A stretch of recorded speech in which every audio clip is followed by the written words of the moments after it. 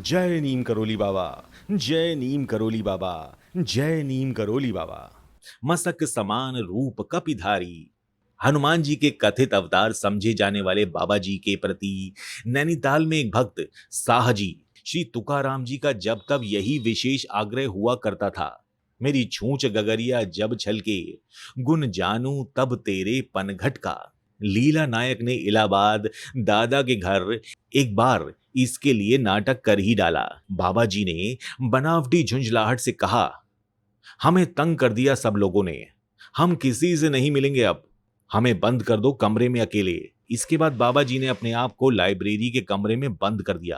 अंदर वाले कमरे में जहां माई बैठी थी, खुलने वाले दरवाजे में बाबा जी ने स्वयं चटकनी लगा दी और बाहर बरामदे की तरफ खुलने वाले दरवाजे पर ताला लगाकर चाबी सहाय जी को दे देने को कहा। और ऐसा ही किया गया। अब रह गई एक खिड़की ग्रिल वाली जाली युक्त।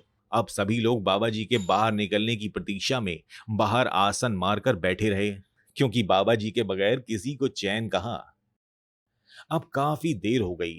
तभी श्री मां ने, जो बाहर आंगन की तरफ गैलरी में गई हुई थी, उन्होंने देखा कि बाबा जी लंबे लंबे डग भरते हुए पूर्व उत्तर की ओर एंगलेगंज मोहल्ले की ओर चले जा रहे हैं, अकेले अकेले। और फिर श्री मां ने लोगों से आकर कहा कि यहां क्या बैठे हो, महाराज जी तो उधर चले गए, शायद मुकुंद के घर।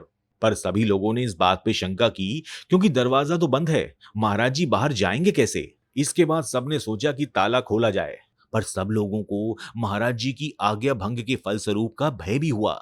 इसके बाद सब लोगों ने खिड़की की ओर देखा, तो देखा महाराज जी वहां पर थे ही नहीं। इसके बाद ताला खोला गया और अंदर की तरफ से दरवाजे को देखा गया। उन्होंने देखा कि चटकनी भी लगी हुई है। अब बाबा जी के निकलने का एक ही रास्ता बचा था, खिड़की की ग्रिल के बीच से।